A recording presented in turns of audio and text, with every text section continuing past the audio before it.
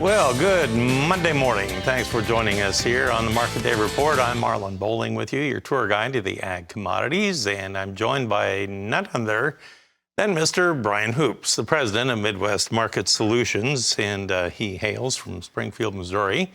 All right, Brian, any news as far as any flash export sales this morning? No, unfortunately not, Marlon. Good morning. Welcome back. We did not have any export sales Friday morning or this morning.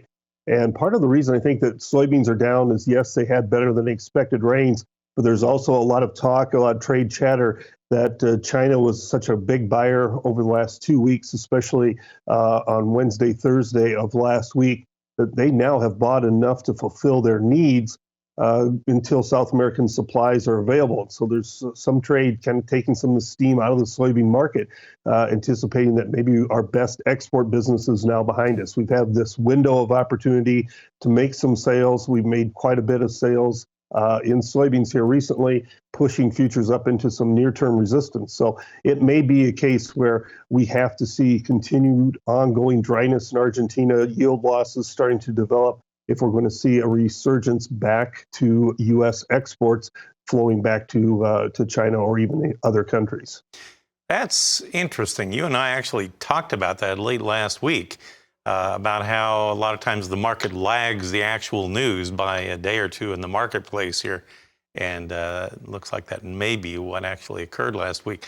It was very active the first half of last week. They racked up some big sales or purchases, as you want to look at it, but maybe they are done for a while. If you look at the overnight trade, the soybean market did have a little damage done the way it looked. A lot of pressure there. With our quotes provided by Bar Chart, January soybeans were down 21 at 14.62 3/4. That was 21 cents off of its overnight high last night. And March was down 20 3/4 at 14.67 Now, going back to the corn market, we had the March contract 4 higher at 6.48. Was that just some spread adjusting going on there? Well, yeah, I think, the market last week had really driven lower, anticipating a real bearish report. And, not that the report was bullish by any means, but it was kind of bearish as expected. We've seen some short covering. The wheat market is seeing a little bit of a bounce, and everybody on Twitter loves the wheat market, wants to see this thing rally. And if you look at the Commitment of Traders report, it is set up to rally with funds holding big short positions. They could really see a dramatic rally if they cover their shorts. And that's the caveat. If they cover those shorts, they have to have a reason to do so. And, I don't know that this news over the weekend is enough to get them out of all their shorts, but it was enough to give us higher prices overnight. That spilled over into the corn market, but I think you're going to need to see, some technical type reversals in the wheat market to really see a massive fund short covering rally. But overall, in the last week or so, that wheat market has just kind of gone sideways. I mean, yeah, it bounced up higher overnight, but if you consider the last 5 or 6 trading sessions, it really hasn't gotten anywhere yet. Maybe it's basing out, who knows. March wheat in Chicago overnight, it was 12 3/4 higher at 7.47. If you look at the Kansas City market in the overnight trade, we'll go with that March contract there. It was 10.5 higher at 8.43.5.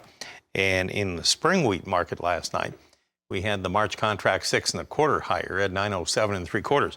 Now, we do have that big winter storm that's bearing down into the plains here, as Tim Ross was talking about.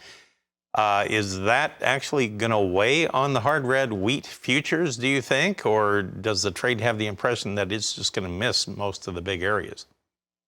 Yeah, I don't think it's not really going to hit a lot of the big wheat areas as far as a deep insulating blanket of snow. It's going to be very cold temperatures. And so, it may actually be a little supportive to the wheat as there isn't much insulation there. It's certainly not enough really to hurt the crop, but it's probably going to trigger more feed usage by the cattle industry, who will probably start feeding cattle out a little bit more corn and additives to try and compensate for some of the coldness that they're going to see and keep the weights on these cattle. So it could be a little friendly for the corn from a demand standpoint, and wheat without any insulation. I think it'll be a little supportive, but really not a real bullish factor by any means. All right, well, let's talk about that in a little bit. We're talking with Brian Hoops of Midwest Market Solutions. We'll have more right after this. All right, we're back talking with Brian Hoops of Midwest Market Solutions. He is based in Springfield, Missouri.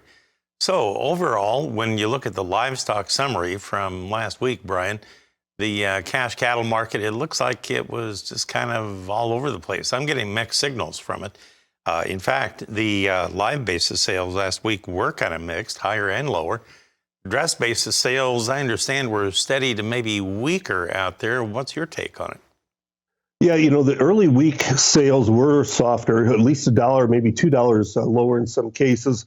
But as the week kind of matured into Thursday and into Friday, cash trade became better than expected, and we saw trade steady to even $1 higher in some cases. So it was a really strong end to the week as far as the cash markets go.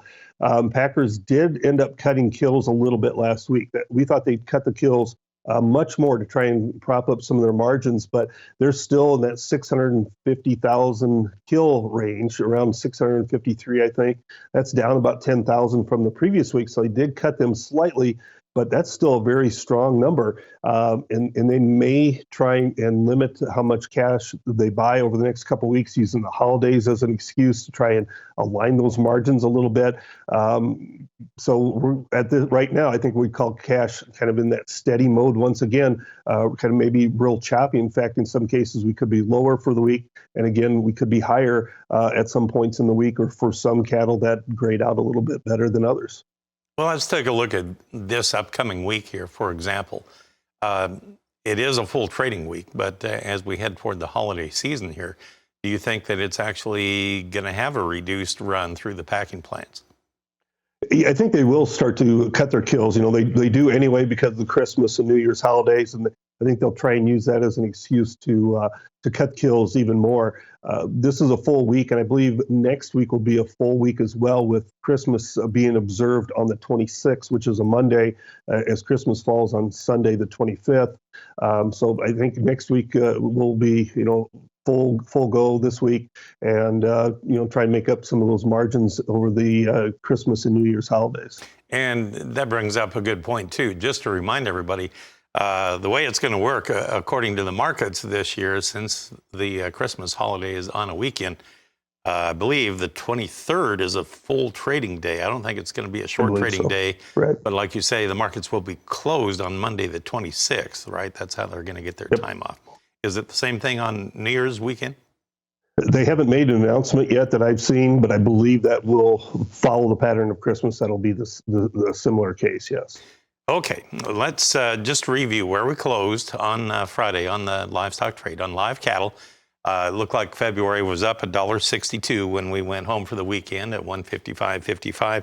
On the feeders, you had January 45 higher at $183.92. Lean hogs finished last week with February 70 lower at $84 even, but the deferreds were higher. Thanks, Brian, for the information. Brian Hoops of Midwest Market Solutions.